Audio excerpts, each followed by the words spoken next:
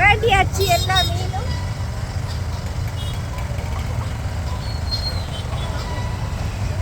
வேண்டியாச்சு, கிளம்புவோம் வீட்டுக்கு.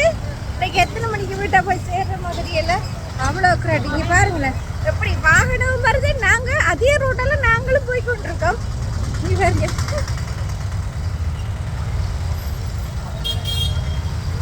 கொஞ்சம் பயங்கரம் தான். வேணாம் வேணாம்.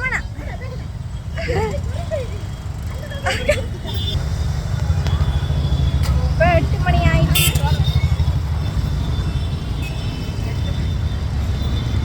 நாங்கள் மீன் சாப்பாடு எடுத்துட்டு கிளம்பிட்டோம். பாருங்க, சென்னை வளர்த்து வாக்கம்தான் இருக்குது. வளர்த்து வாக்கத்தில் நல்ல மீன் சாப்பிடலாம் வந்துட்டு வந்தோம். எங்களுக்கு கிடைச்சிட்டு மீன் பொரியல் வீட்டை கொண்டே தான் சாப்பிடணும்.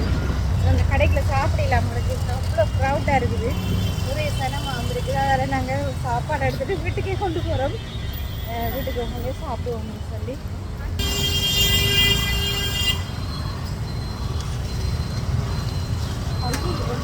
சென்னை மக்கள் ரொம்ப அன்பான மக்கள். எங்களுக்கு வழி தெரியாது. இப்போ நாங்கள் இதுக்குள்ள வந்துட்டோம், வீட்டுக்கு போகிற வழி தெரியாது. ஆனால்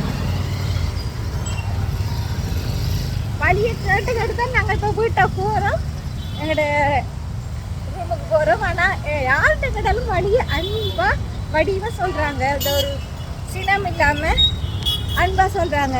இப்போ இந்த வழியில் நாங்கள் வழியை தவற விட்டோம், இந்த வழியில் போகணும்னு சொல்கிறாங்க. அப்போ நாங்கள் போய் கொண்டிருக்கோம். இந்த வழியால் வீட்டுக்கு போய் சேர்ந்தா தான் மெய். நல்ல கடையெல்லாம்